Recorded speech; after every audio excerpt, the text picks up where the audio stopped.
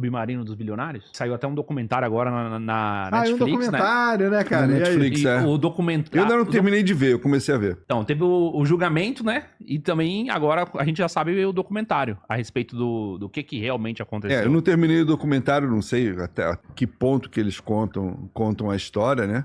O documentário, até a parte que eu vi, não é que acusa, mas ele mostra com muita intensidade o perfil do proprietário da empresa que morreu.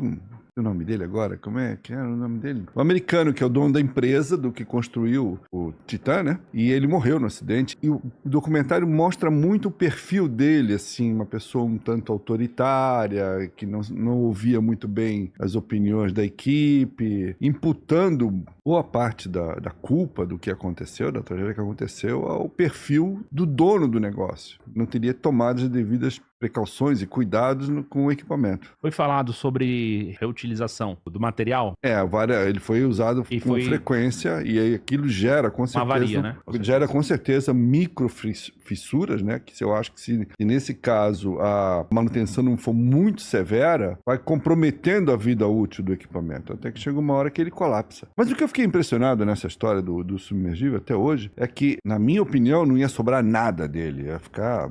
É verdade. Partículas, assim, desaparecer. Saíram as imagens, né? Quando eu vi as imagens feitas pela investigação, que mostrou um pedaço que tinha mais de 1 metro, eu fiquei até surpreso. Falei, nossa, eu achei que não ia sobrar nada, né? Bom, dos coitados que estavam lá, não sobrou nada, claro. Mas do material, eu também achei que não ia sobrar nada. Sobraram pedaços grandes, né? Pois é, e surpreendentemente grande, pela profundidade, né, que tá e tudo, pela dimensão da implosão, né? Eu fiquei até surpreso com isso. Agora, vai retomar, né?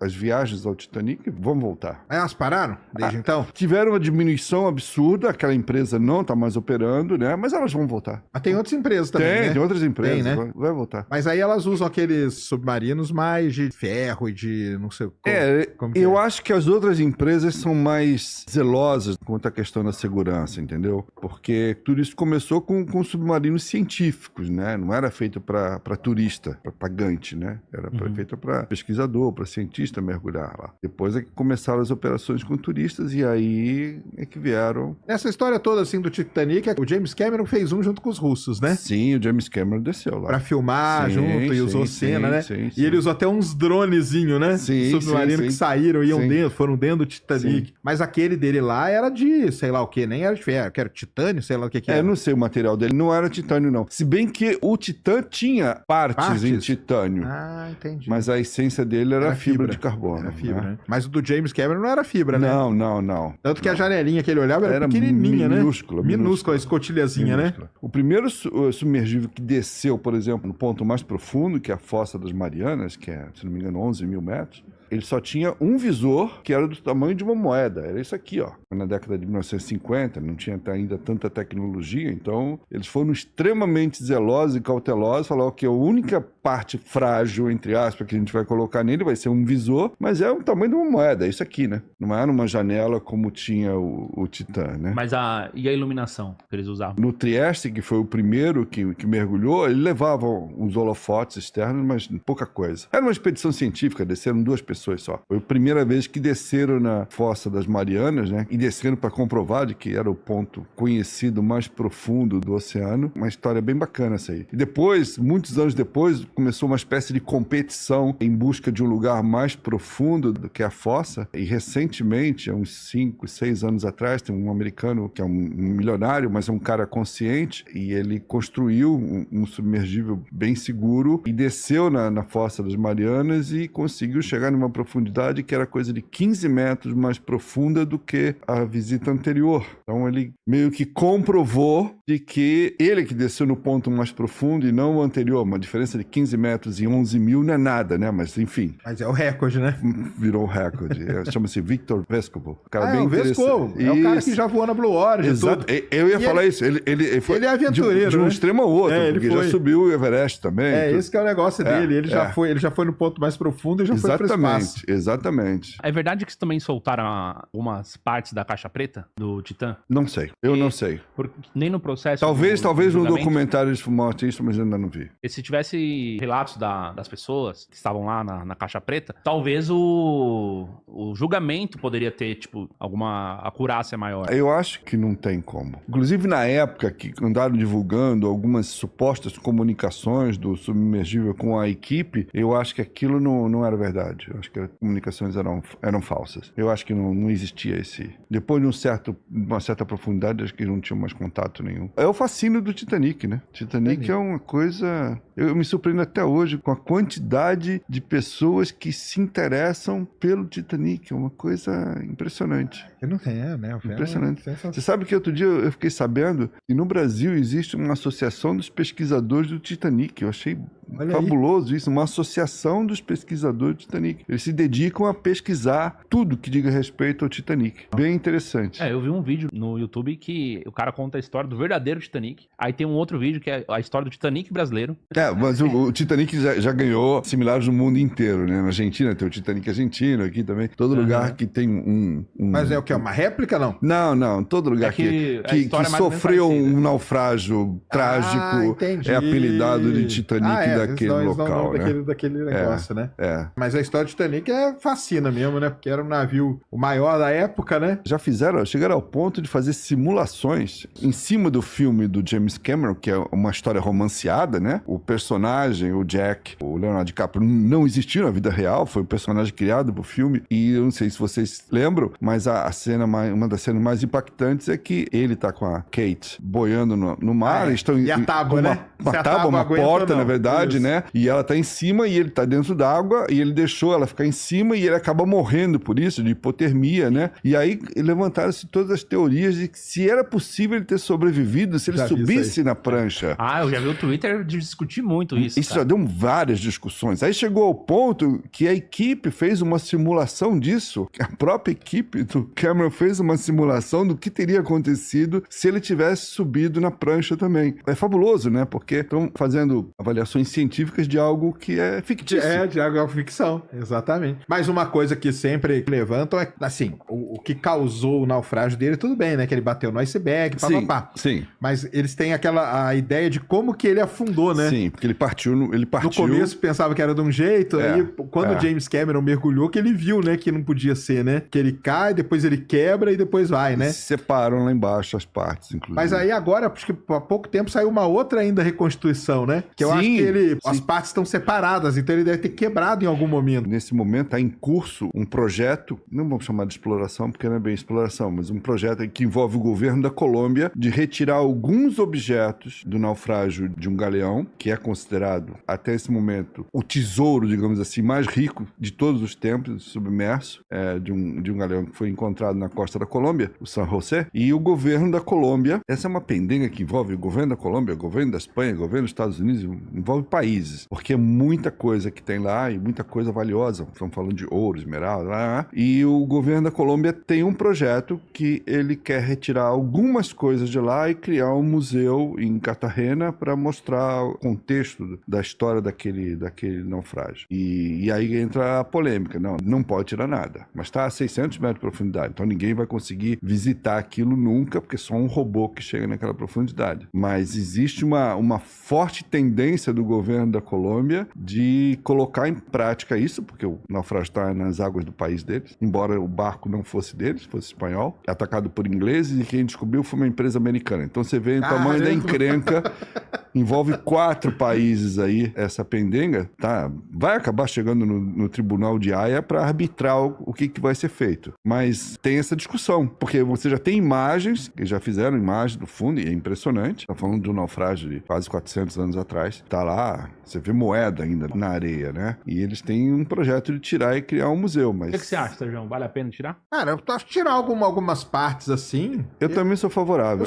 Algumas coisas, cara. sim. Algumas coisinhas, né? Eu acho que sim. Porque é uma maneira de você tornar acessível às pessoas. Do contrário, ninguém vai ver. O que era da época, né? Do contrário, ninguém vai ver. E aí desce uns robôzão com umas câmeras ferradas, 4K, e faz um baita de um vídeo e põe ali no museu junto, entendeu? Que foi o que fizeram, por exemplo, com o barco do Shackleton, o Endurance, que descobriram na Antártica 3 anos atrás. Eles fizeram exatamente isso. Tiraram um parafuso de lá, mas fizeram um mapeamento em 3D fantástico do naufrágio, até porque o barco está inteiro e está começando a ser exibido agora. É muito legal, muito legal. Mas não Você tiraram acha a história nada. do Shackleton a mais fantástica, assim? Ela era uma história emblemática, né? Porque é uma tragédia que não existiu, porque todo mundo se salvou. Todos eles foram resgatados pelo próprio Shackleton. Shackleton fez uma coisa impressionante, um exemplo de liderança, porque ele não perdeu nenhum tripulante, apesar de ter perdido o barco, e apesar de tudo indicar que todos teriam morrido e não morreram graças ao que ele fez, que ele saiu, foi buscar ajuda, voltou, etc. Mas o barco acabou sendo destruído. E o barco é um barco emblemático, o Endurance, que ficou trancado no gelo mais de ano, até que foi esmagado. Esmagado não, mas ele rompeu o casco e afundou. E afundou e o gelo veio por cima, né? E ficou coberto lá, até que descobriram aí recentemente, uma expedição fantástica, e aí fizeram isso que a tecnologia hoje em dia permite, né? Muito mais do que foto. Eles têm embarcação inteira em 3D. O Titanic está no mesmo processo, né?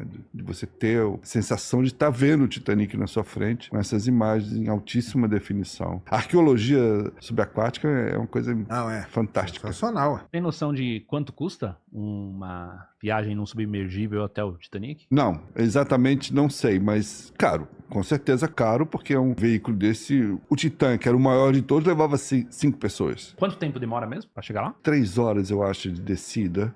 3 horas só? Por volta para descer. E mais o outro tanto para voltar, né? Mas eu arriscaria dizer que uma descida dessa, se ainda fosse operada pela mesma empresa, eu arriscaria dizer que ela estaria na faixa de uns 300, 400 mil dólares, eu acho. Acho que por espaço. Você chegou já a entrar em algum desses submarinos aí, submersíveis? Assim? Não. Eu já entrei em submarino normal, submarino militar, mas nesses submergíveis não. Esses pequenos eu nunca entrei, não. Mas e qual é a sensação do submarino? Eu achei muito legal quando eu Você chegou a fazer a viagenzinha, não? Eu dei uma navegada num submarino da Marinha aqui, bem interessante. Uma experiência bem legal. Você tem que dar uma abstraída de que você não tá onde você tá, né? Tipo, não tá embaixo d'água. Senão você começa a entrar numa noia. Né? Quantos você metros tá embaixo... você foi? Eu não lembro mais. Mas não foi muita coisa, não. Deve ter sido uns 40, 50 metros. 50 metros, que isso. Né? Já dá pra ver que a 50 metros você não vê mais nada. Que era um exercício, na verdade. Eles me convidaram que era um exercício que eles iam fazer. E saiu da Baía de Guanabara, navegou um pouco, depois voltou. Era mais pra ver como era estar dentro do submarino. É apertado, é acanhado, né? Você tem... E balança, como que é? Não. Ele é mega estável, mega silencioso. Você acha que tá parado, inclusive. Não tem nenhuma sensação, não mexe, não faz nada. Mas milhões de registros válvula, e válvulas. Coisa, cano passa por todo lado, exatamente, você tá doido, né? É um tipo de embarcação que não dá pra você se movimentar com agilidade, entendeu? Porque tudo tem que ser pensado, você vai desviando daqui, desvia dali, porque tudo é muito acanhado, né? A tripulação razoavelmente grande ali dentro. Então. Grande, né? Pô, imagina aquele uma coisa que eu me lembro muito bem, a mesa de refeição, então tudo pequenininho, mas tem o que chamam de mesa de refeição, na verdade, fica do lado dos torpedos. Caramba! Você fica aqui, você errou ali, o apertou. torpedo tá ali. Bem legal. Foi uma experiência bacana. Mas você não percebe. Não tem janelinha, claro, né? Você não tem nada. E quando ele volta, você... O que eu fui, inclusive, tava tocando música. Então você ia escutando música pra distrair o pessoal. E aquilo era impressionante. O que me chamou muita atenção, e a gente não tem muita ideia, é que entrar e sair do submarino não é muito fácil, não. Porque é uma escada vertical, aquela escadinha de tipo de bombeiro, né? E é alto. Não é uma coisa pequena, não. É alto. Se você cair da escada lá, você cai lá embaixo e machuca. Não é como desce 5 degraus e tá dentro do submarino. Você vem lá de cima da torre dele até você chegar no corpo do submarino, é bem alto. Mas é uma experiência interessante. Agora, imagina aqueles nucleares que os caras ficam... Pois é, são muito maiores, né? Muito maiores, né? O submarino é uma arma de guerra. Só existe submarino por questões militares, né? Então ele não foi feito para ser... Pra se divertir, né? Nem ser confortável. Ele é um veículo militar. E como tá o submarino nuclear brasileiro? Tem notícia dele? Não tem. não tenho acompanhado tanto assim, mas o projeto do submarino nuclear brasileiro já é bastante antigo. Muito, né? Muito Ele ficava aqui na USP, ó, durante muito tempo. Exatamente. Pertinho da minha casa. Exatamente. Eu morava ali no Jaguaré e ele ficava ali no IPEM, né? Tinha aquele tanque lá, né? Sim. Eu falava, bom que você explodir, eu sou o primeiro a morrer. Não, eles são seguros. O nível de segurança é grande. Quando acontece um acidente ou outro, sim, é verdade, mas se você... É igual queda de avião. Ah, caiu o avião. Pô, mas quantos voos não acontecem? Milhões de voos acontecem. Mas submarino, qual foi o último mesmo grande? Foi aquele lá, o dos argentinos ou o Kursk? Não, o dos argentinos foi bem depois do Kursk. O dos argentinos, né? Foi. Teve incidente depois daquele da Argentina, teve um com um submarino da Indonésia. Ah, é? É. E ele sofreu Ele foi vítima, na verdade, de uma onda submersa. Caramba! É interessante isso. Será que pegou o quê? Algum tipo de terremoto? Porque naquela região tem muita. Não, ele estava fazendo um exercício militar entre Bali e Lombok, na Indonésia. E é uma região de muita profundidade, mas com muitas montanhas submersas. Certo. Ele estava fazendo um exercício ali e, por uma infelicidade, uma combinação, como se fosse o vento passando no topo de uma montanha. Então ele dá uma acelerada e depois ele faz assim. E no que ele fez assim, ele puxou o submarino para baixo e morreram todos. O submarino afundou. A tripulação era menor do que a do Ara San Juan, da Argentina. Mas foi vítima de uma onda submersa.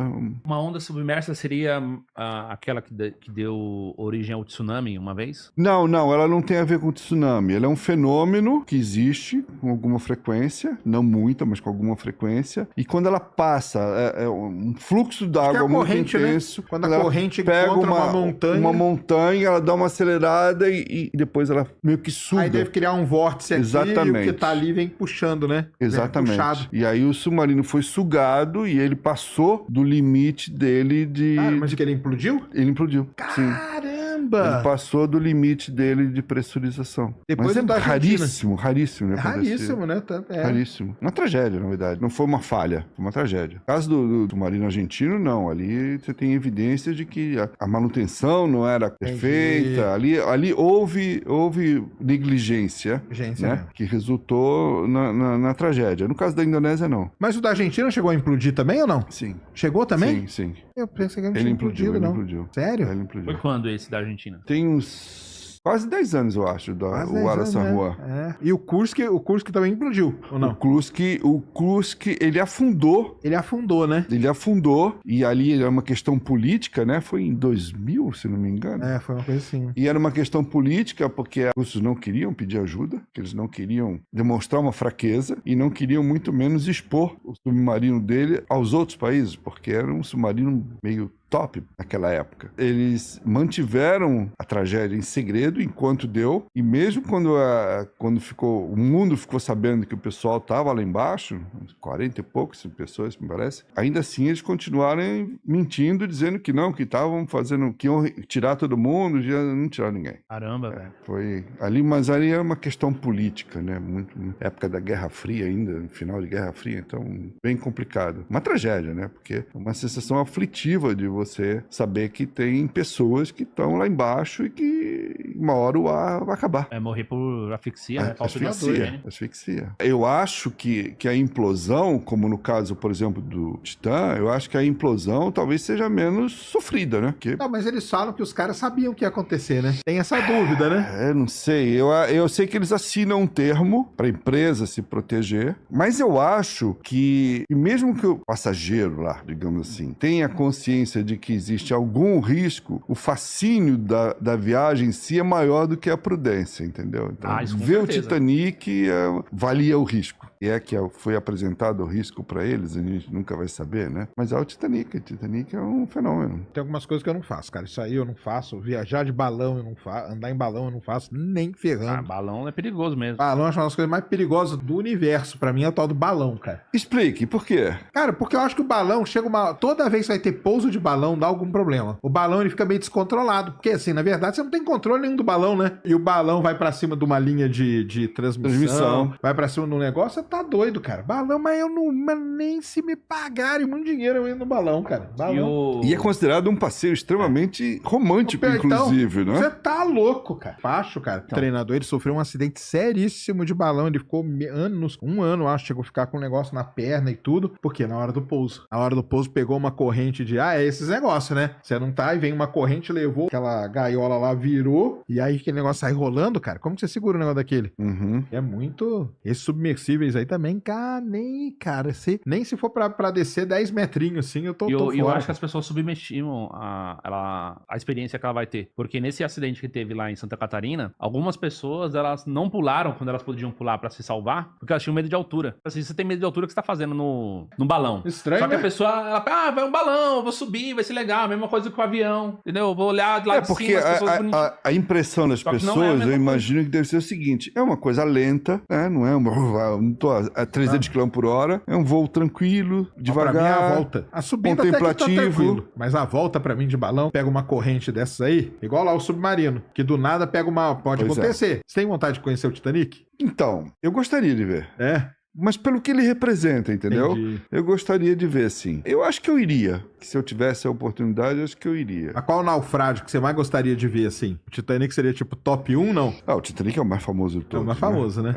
É o mais famoso. Na verdade, assim, qualquer naufrágio, na verdade, me fascina. Me interessa. Porque quando você olha um barco afundado, principalmente aqueles que estão mais bem preservados, que já não viraram escombros, onde você não consegue ver muito bem a forma. Mas quando você vê um barco afundado que ainda tem formato, impressiona por N motivos. Primeiro, pelo tamanho. Uma coisa é você olhar um barco na superfície, onde você está vendo só um pedaço dele, porque a outra parte está dentro d'água. Outra coisa é quando você vê ele afundado, você vê ele inteiro. Então ele fica muito maior. Mas o que mais me interessa é assim, o que mais me fascina é que por trás de todo naufrágio tem uma história. Tem a história. A história que é legal. Aconteceu alguma coisa para aquele barco tá ali. Ele não foi construído e afundado ali. Aconteceu alguma coisa que colocou ele naquela situação. E além de ser, guardado as proporções, é uma cápsula do tempo, né? Com Se certeza. aquele barco afundou há 100 anos atrás, é 100 anos que aquilo tá ali, né? Então me interessa muito a história. As poucas vezes que eu tive a oportunidade de mergulhar em algum naufrágio, eu sempre fiquei muito interessado em saber que barco é esse, o que aconteceu, por que ele afundou, porque isso faz com que você sinta e toque num elemento histórico que você não teria oportunidade, por exemplo, de fazer isso no museu, onde está tudo protegido. Você não consegue ter o tato, né? No naufrágio,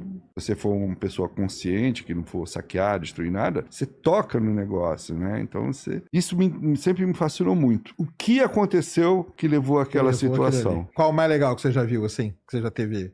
Não, eu mergulhei em poucos. Mergulhei alguns no Caribe, mergulhei aqui no Brasil, já mergulhei alguns que foram afundados, inclusive, de propósito, para servir de atrativo para mergulhador, que é muito legal do mesmo jeito. Tem a história do mesmo jeito, né? Não houve uma tragédia, mas houve todo o histórico do barco, né? Que barco é aquele? Tem um que eu tenho uma certa curiosidade de mergulhar, não pelo barco em si, mas pelo que ele representou, assim, na época, e é recente, que foi quem for mais velho vai lembrar dessa história. O famoso barco da lata. Despejou as latas de maconha no Rio de Janeiro, no litoral brasileiro, nos anos de 1980. Essa é uma história bem interessante. Virou tema de escola de samba, virou letra de música, virou um monte de coisa. Era um barco não muito grande, um barco cargueiro que estava vindo carregado de maconha, fazendo um tráfico de maconha da Ásia para os Estados Unidos. E quando chamava-se Solana Star. E quando o Solana Star estava chegando na costa brasileira, o departamento antidrogas americano, que já vinha monitorando o barco, porque já tinha certeza que ali tinha droga, maconha, né? Ele avisou as autoridades brasileiras para interceptar o barco aqui antes que ele chegasse nos Estados Unidos. E aí, por alguma razão, a tripulação ficou sabendo que ia ser interceptada e, para não ser pega em flagrante,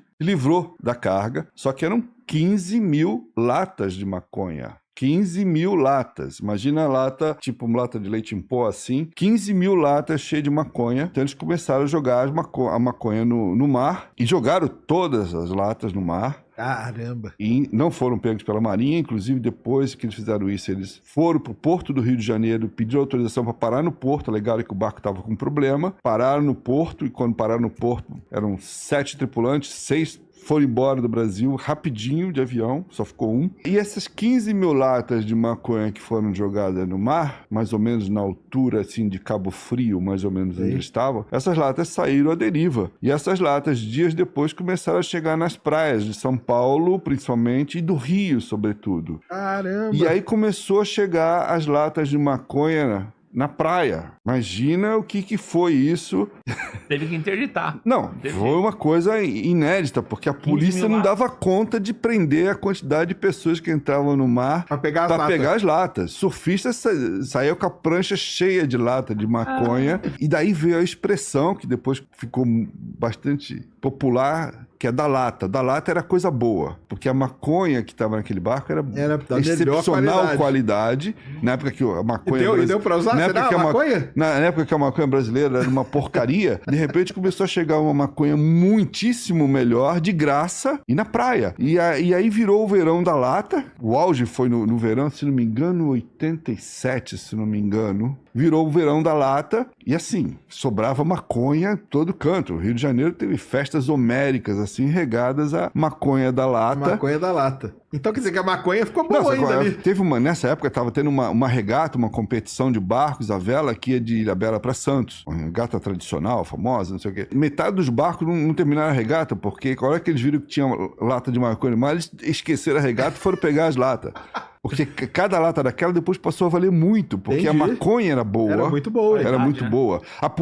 15 mil latas foram jogadas no mar do barco. A polícia conseguiu capturar mais ou menos umas 2.500 só. O resto foi consumido pelo povo. E o Solana Star, o barco onde estava toda essa maconhada, ele ficou no Rio de Janeiro. E aí, quando a história veio a público, prenderam o único tripulante que estava lá e confiscaram o barco. O barco foi confiscado. O dono do barco alegou que não sabia, mas enfim, perdeu o barco. O barco foi confiscado, depois o barco foi a leilão. 3 anos depois o barco foi a leilão, foi comprado por um cara do Rio de Janeiro que queria transformar ele num iate. Depois o cara desistiu da ideia e vendeu para uma empresa de pesca, transformou ele num barco pesqueiro. E na primeira viagem que o barco fez como barco pesqueiro, ele afundou. Caramba! E afundou exatamente na mesma região da maconhada, da região de Cabo Frio. Exatamente. Bem estranho, por uma ironia do destino, ele afundou naquele local. Morreu, inclusive, alguns tripulantes na ocasião. E o barco afundou e tá lá. E hoje em dia ele é visitado por mergulhadores, ele faz parte do turismo subaquático lá, de mergulhadores. Dizem até que os mergulhadores que vão lá para ver se não sobrou uma lata. Uma latinha, né? Uma lata, né? Mas o Verão da Lata foi muito famoso na época. Foi uma história muito interessante, assim, muito surreal, imagina. Os pescadores pararam de pescar, porque eles descobriram que dava muito mais dinheiro pegar lata no mar do que pegar peixe. E aí começaram... A história foi divertida, porque a polícia não sabia como agir, o que fazer. Ela não podia simplesmente prender uma pessoa porque a pessoa saiu do mar com uma lata, até porque a lata estava fechada. Andar com lata não é crime. Então eles estipularam que é o seguinte, ok, tá bom, a gente não pode prender se tiver com a lata, mas se você tiver com a lata e você tiver um abridor de lata, aí você vai preso. Caramba. Porque aí configura... Você pode consumir o que tá dentro. Então, a história é muito interessante. Por isso é que eu gostaria de mergulhar lá. Esse você ainda não visitou? Ele afundou com outro nome, afundou com o nome de Tunamar, só pela história, que a história é muito interessante. Nunca foi nele? Não, nunca fui. Pô, mas isso aí é fácil. Ele tá muito fundo ou não? Não. Ele tá, acho que é 50 metros, não é tão difícil assim. Olha aí, ó. Mas a história é muito interessante. Foi um fenômeno social. E, na verdade, foi assim, a ditadura era tinha recém terminado. Então, claro, ainda era uma época, assim, tinha uma repressão policial meio intensa, transição, mas né? o povo tava na fase do desbunde, tipo, dane-se, vamos fazer festa. E aí, de repente, começa a chegar maconha de graça na praia. Todo mundo catava lata de maconha. Velhinha catando lata de maconha, porque... Tava valendo uma nota, como você falou, né? Começou a valer muito mais depois, quando começou... Será que tem alguma lata que a galera guardou ainda? E teve mais, tem, com certeza. Né? Com certeza. Mas acho que o cara guardou a lata vazia, porque ele já consumiu. Consumiu. E teve outro fenômeno também, porque naquela época, os traficantes, por exemplo, do Rio de Janeiro, ficaram da vida, porque acabou o negócio deles. Claro. Ninguém mais ia comprar Maconha chegando de fumo graça na praia. Ninguém ia comprar mais fumo na boca de fumo porque vinha maconha de graça na praia, né? E aí eles tiveram que melhorar a qualidade da maconha para poder competir com a maconha da lata. Nada com concorrência, né, Então, cara? na verdade, para os maconheiros da época, aquilo foi um ótimo negócio, porque a qualidade da maconha nacional melhorou muito por causa da concorrência. Você vê a história interessante por trás do... E querendo ou não, não mudou, né? Dizem que até hoje grande parte da droga no Brasil, sobretudo, chega por ali, né? Chega por Santos. Olha, ou chega pelo Rio de Janeiro aí também. Ela sai com certeza. E sai, né? Sai com certeza. Hoje em dia, o mar é o principal escoadouro do tráfico de drogas no mundo. E é mais difícil de fiscalizar do que mais aeroporto. difícil do que aeroporto, né? É, né? Mais difícil, porque, tudo bem, você pode pousar um avião pequeno num campo, mas olha o tamanho de uma costa de um país. Você para um barco quando você quiser nela e descarrega, né? A minha intuição é que de cada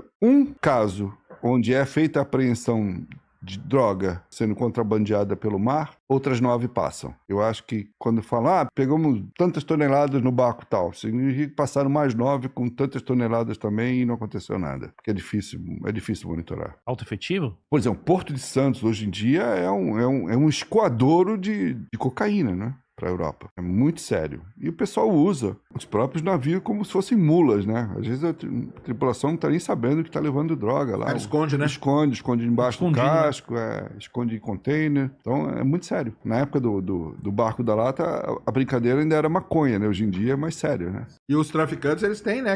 Tem aqueles famosos submarinos deles, né? Uhum. Que vão, né? Os narcosubs. Os narcosubs, né, cara? Quem começou os narcosubs foi o Pablo Escobar. O Pablo Escobar, né? Exatamente. O Pablo Escobar foi o mentor da ideia de transportar droga para os Estados Unidos por baixo d'água. E aí ele começou a construir, trazia os engenheiros, alguns vinham da Rússia, inclusive, traziam os caras para construir espécie de submarino, uma coisa que não fosse detectada em superfície, para poder levar droga começo para os Estados Unidos. Depois a coisa evoluiu e hoje em dia os narcosubs continuam existindo, tá? A grande rota hoje em dia é travessia daqui para a Europa. É longe e eles vão. Mas vai gente ali dentro.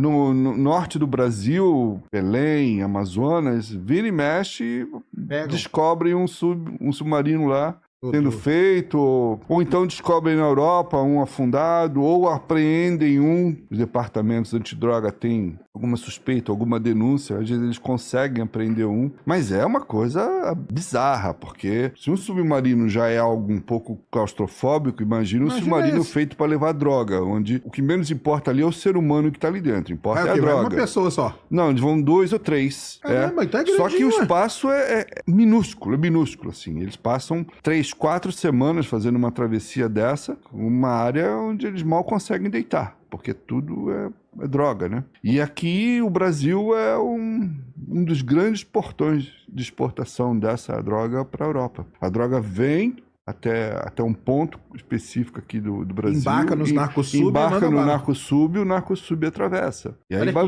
bater na Espanha, em Portugal ou nas Ilhas Canárias, algum ponto assim. Não, a gente pensa não, mas o tráfico é um negócio bilionário, né? Então, não, mas olha, imagina só, os caras têm dinheiro pra tudo. Sim. Quando o Iberê tava construindo o submarino dele, eu falei pra ele, pô, você tinha que ter visto um narcosub. E ele fez, o Iberê fez esse submarino. E eu não, o Iberê fez o submarino dele, só que só cabia ele. Quando eu conversei com ele, eu falei, pô, cara, você tinha que ter se inspirado nos narcosub, que aí você... Teve uma época que a gente trabalhou junto, né?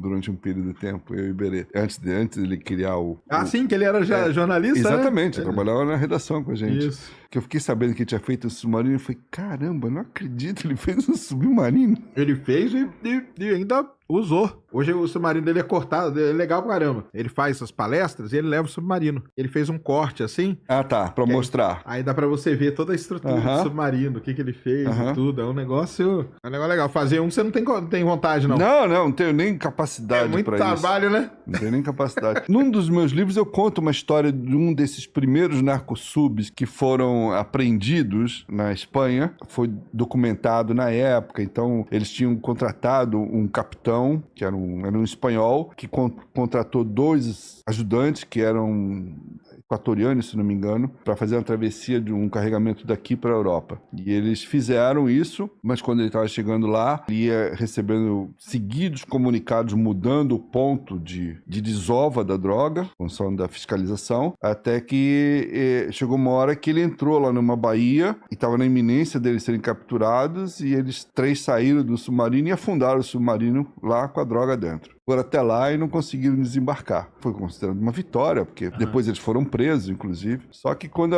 a polícia estava fazendo todo esse levantamento, eles descobriram outro submarino afundado lá, só que estava vazio. Quer dizer, o outro conseguiu descarregar. Porque esses submarinos eles são usados de uma vez só, é descartável, entendeu? Ele faz a viagem e em seguida a tripulação afunda, tira a droga, afunda e vai embora, para não deixar prova. Tanto que a polícia só descobriu o outro submarino acidentalmente, porque estava na mesma baía, tinha um outro submarino afundado, só que estava sem a droga. Quer dizer, aquele se deu bem. É um dos 9 que passou. Eu pensei que era menor lá. Não, eles são feitos para transportar, né? Gente. Os primeiros eram lanchas que eles cortavam toda a... É isso que eu vi aqui agora, que você vai ver, cara. Eles cortavam toda a parte que ficava visível e fechavam com fibra de vidro e ponto. O negócio ia na superfície, mas você não vê, né?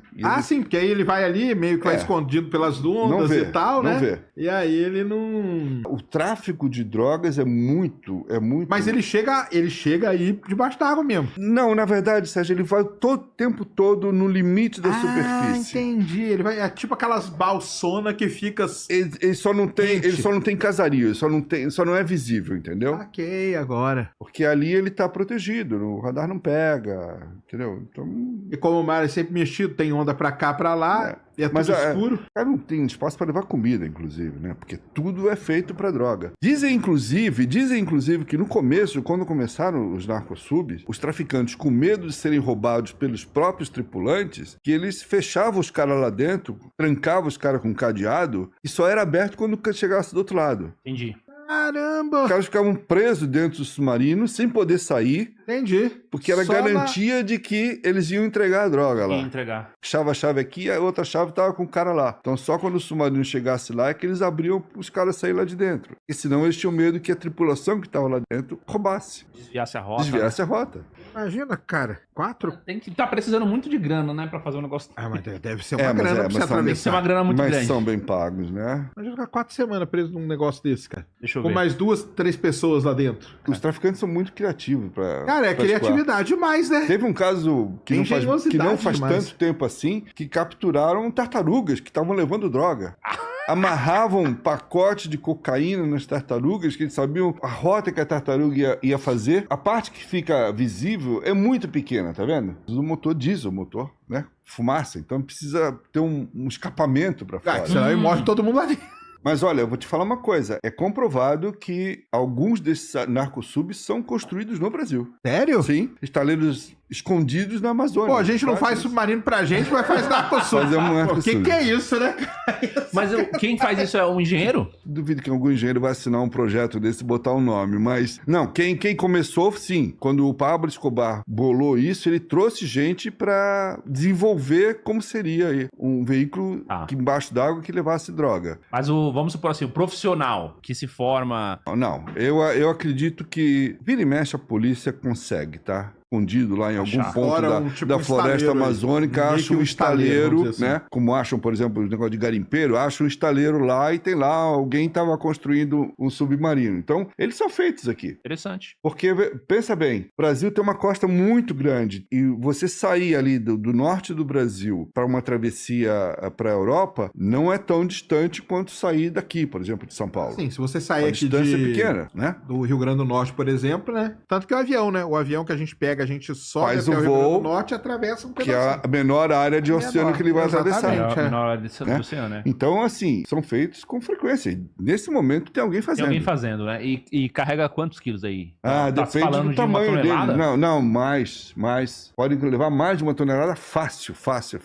Um submarino, por exemplo, desse tamanho aqui, deve levar umas 5 toneladas, talvez, de cocaína. É uma operação extremamente rentável se ela der certo. Chega na Europa, uma cocaína dessa vai você ver, que... cara. É muito difícil você ver, porque ele é escuro. O próprio mar, ele se camufla com a Ele própria é onda camuflado e tudo, pela própria natureza, pela né? própria natureza. E ele vai embora, vai atravessando, entendeu? É que os caras, assim, isso aí já deve ter toda uma questão aí da guarda costeira que fica já meio ligada, né? Tem um... Mas a rota, o Brasil hoje aqui, está meio no radar do mundo inteiro na questão da exportação da cocaína e pelo mar. Sai pelo Tá meio navio, bicho, sai cara. pelo Narcosub, sai por Olha veleiro, os carros. saem por veleiros, barcos particulares, né? Uma viagem dessa rende muito dinheiro se ela for bem sucedida. Tem um livro chamado Red Cocaine, que fala exatamente disso, a relação das drogas com a América Latina como um todo, né? E aí fala do Brasil, que é a questão da exportação, né? Passa por aqui, chega no Porto de Santos e sai. E em outros lugares também. Mas fala que é basicamente toda a Itália, Espanha, Portugal, Inglaterra, né? As drogas que chegam nesses países saem da América Latina. Não, e grande parte sai daqui do Brasil. A droga pode não ser brasileira, mas ela passou pelo Brasil para ser embarcada. Porque não adianta a droga estar lá na Colômbia, por exemplo, pro cara chegar no mercado, não consegue. Ele tem que trazê-la pro Brasil para poder sair. Exato. Ou pro norte ali para poder sair, né? Pra poder sair. Tem como. Acontece muito. Eu tinha uma outra, eu nunca tinha parado pra ver um Narcosub, eu tinha uma outra visão. Agora que eu tô, cara, olha o tamanho do negócio, cara. É muito grande. Tá, coitado dos caras, né? Eles vão só num pedacinho, porque o resto porque o deve ser resto é tudo só droga. droga. Só droga. E tem também agora o Piratas Modernos, né? Que é o cara que ele é profissional em caçar outras embarcações pra roubar a carga. Mas isso são ladrões, né? Chama de pirata, mas o nome tá errado, né? Porque são bandido, é assalto, é roubo, né? O pirata não era necessariamente um ladrão. O pirata, pelo menos, ele era um navegante, pelo menos era um cara do mar, entendeu? Esses caras não são do mar, esses caras são bandidos, que pegam uma lanchinha, um motor de popa, vai, assalta, mata, rouba mercadoria. Na Amazônia, de novo, acontece muito isso, roubam muita balsa para roubar mercadoria, que transporta mercadoria para a Zona Franca de Manaus, né? Que sai a mercadoria. Sim. Então tem muita pirataria que se chama, mas tá errado. O termo pra mim tá errado. É bandido mesmo. Esse né? é bandido, não é? Não... Mas e aqueles lá na Somália e tal? Aí é diferente. Então, ali é cíclico, né? Houve uma época ali na região da Somália que eles faziam sequestro. Eles sequestravam Grandes embarcações, e né? às vezes pequenos também. Sequestravam um veleiro e pediam resgate pela pessoa. Houve uma época que isso foi muito comum, sequestrarem europeus, por exemplo. Porque Sequestravam os grandes, eles pediam resgate pela mercadoria. pela mercadoria. Né? E agora, nesse momento, tá dando muito problema na costa do Iêmen com os Houthis lá, que estão explodindo o navio. Todo dia eles estão abordando, não é roubando, ali é uma questão terrorismo, na verdade. Ontem, quem está vendo, acho que foi dias atrás, mas ontem eles fizeram exatamente isso. Morreram 4 tripulantes do navio atacados pelos Houthis. O navio o quê? Cargueiro? Navio cargueiro. Cargueiro? Sim. Mas Eles alegam que o navio invade a área deles, o que não é bem verdade, sabe? Então ali é um problema muito sério. É uma rota importantíssima, né? O que era na Somália há 10 ou 15 anos atrás, com a questão dos sequestros, que até gerou um filme famoso do Capitão Phillips, né? não era? Capitão Phillips, já viu o Capitão Phillips? Capitão Phillips, não. Você tem que ver, muito cara. bom. É muito bom. É uma história verídica. O Tom Hanks. É uma história verídica. É muito legal. Conta essa história aí dos somalis sequestrando o navio, cara. Eles abordavam o navio, sequestravam o navio, e a história do Capitão Phillips é verídica. E agora o que está acontecendo lá com os Houthis é muito pior, porque a navegação tá em risco. Os grandes armadores estão evitando de mandar navio para aquela região, porque existe o sério risco deles perderem o navio. Eles explodiram Mas a troco de nada.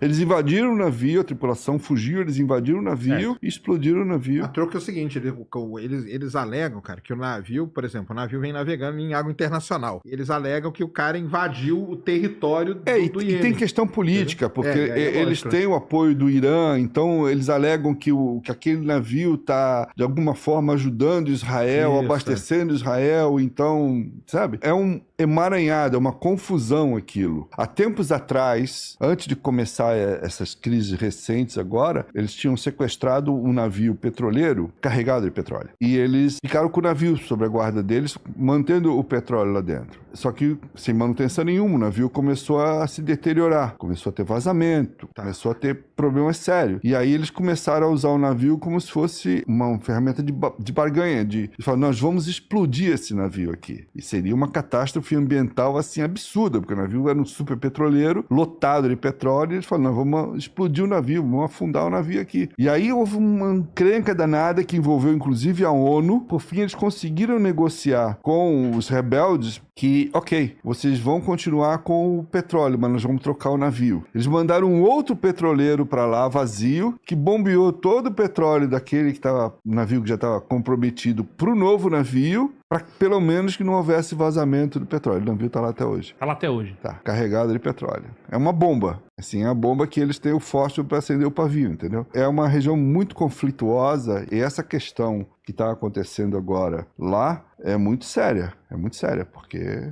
É muito sério mesmo, eu tô vendo aqui, ó, tem um negócio que saiu agora, ó. Saiu agora 2 horas atrás na ABC, ó. Este é um casco vermelho, né? Soltaram o vídeo Eles botaram uma série de explosivos em volta do navio. Esse foi um caso onde ninguém, pelo menos, se feriu, porque a tripulação saiu do navio, tinha abandonado já o navio. Em 48 horas, eles explodiram 2. 2 navios, cara. E nesse último aí, 4 tripulantes morreram. Mas aí que tá. E eles estão usando agora, usam drones, inclusive. Olha isso, cara. Nossa, meu. Eles explodem a troco de nada. Mas vem cá, aí esses caras são terroristas, né? Na minha concepção, eles são terroristas. São terroristas, mas esses caras, eles manjam de navegar também, né? Porque...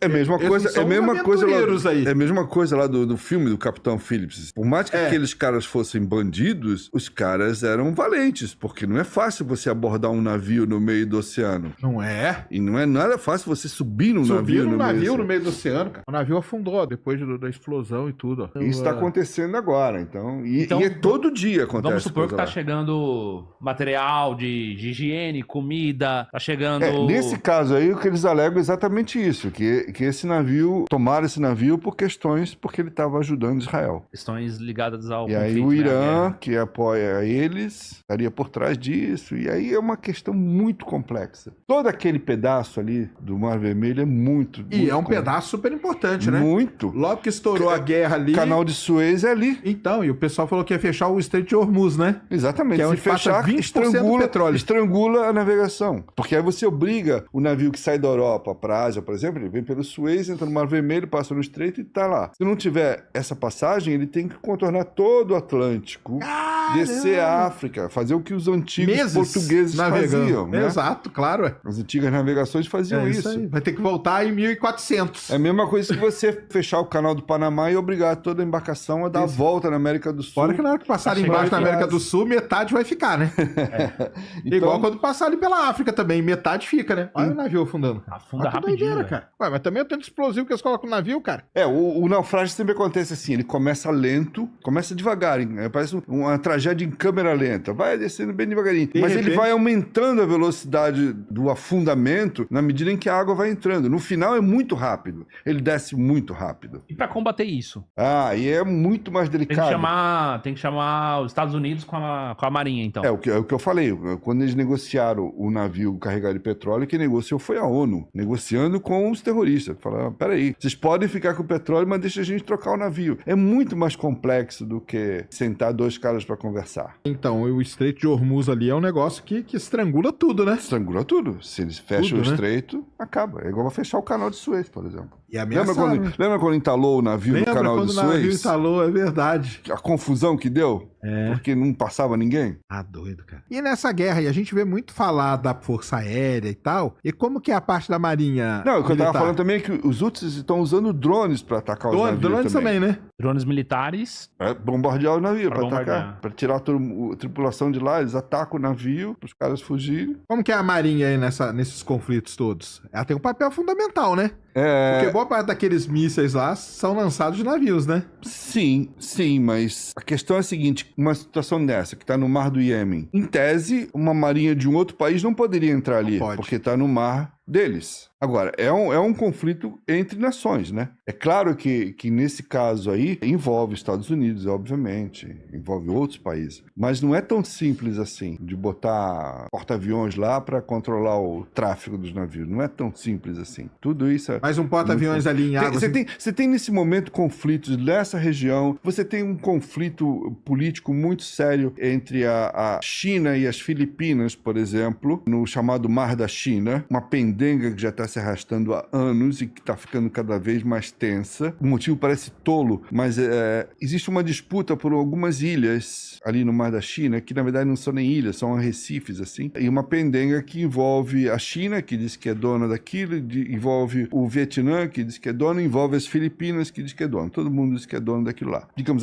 arquipélago. Que na verdade não é o interesse, não é o arquipélago, e sim a região onde ele está, que é meio estratégica para controlar o movimento de comércio naquela região do Mar da China. E dizem também que lá teria petróleo e outras coisas assim. E aí o que aconteceu? Há umas décadas atrás, umas 3 décadas atrás, as Filipinas, que sempre alegaram que as ilhas pertenciam a eles, pegou um navio deles, um navio velho, botou meia dúzia de militar lá dentro do navio, levou um navio e encalhou o navio numa dessas ilhas. Encalhou de propósito. Encalhou de propósito. Encalhou de propósito. Por que ela fez isso? Porque ela botou... A bandeira dela ali. Exatamente. Entendi. O navio passou a ser a prova de que aquilo era habitado por filipinos, pertencia a Filipinas.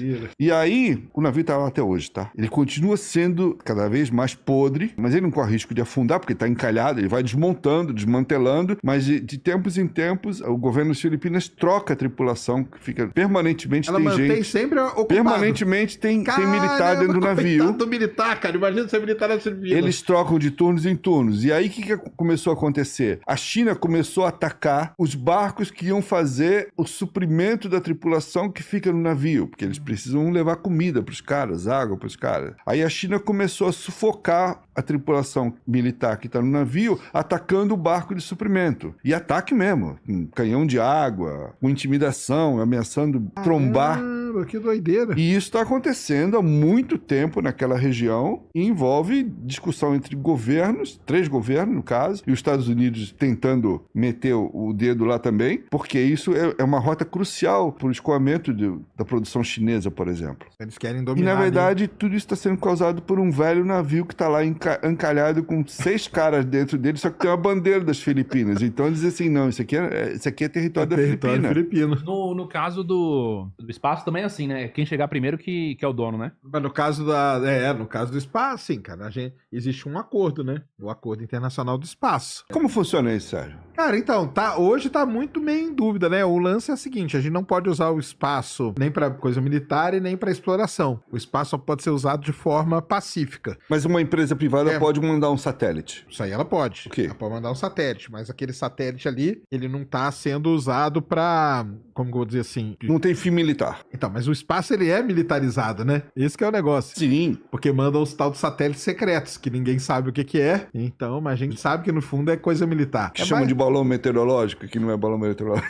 Não, manda o satélite mesmo que a gente não sabe. É o mesmo caso da Antártica, né? Sim. Porque tem um acordo internacional da Antártica. Sim. O acordo do espaço ele foi baseado no acordo da Antártica, entendeu? Uhum. Que é não explorar economicamente. Esse que é o negócio, entendeu? Mas eu acho que em terra é mais complicado, cara. É bem mais complicado. Porque o cara parou um barco ali, pôs a bandeira dele... É dele. Agora, quando chegar na Lua, aí vai ser problema. Porque na Lua tem a bandeira dos Estados Unidos lá. Será que fisicamente ainda existe? A bandeira deve existir. Ela deve estar toda sem cor já por causa da radiação, mas ela deve estar lá fincadinha, porque não tem nada. Agora, se a China chega lá, os Estados Unidos tem um acordo da Artemis, que a gente fala, Artemis Accords, que o Brasil assinou. Nesse acordo diz que os locais de pouso da Apollo são patrimônios da humanidade. Ou seja, ninguém pode mexer. Certo. Só que a China não concorda, porque a China tem um acordo dela e mais de um monte de país lá que não concorda com isso aí. Isso quer dizer o quê? Que a China pode pousar em cima da Apollo 11 lá. Meter uma bandeira lá. E meter a bandeira chinesa em cima, entendeu? Essa é uma briga que vai ter. Tanto que esses pontos no mar aí, esses estreitos de não sei o que e tal, geopoliticamente tem uma importância gigantesca, que são pontos que são gargalos econômicos,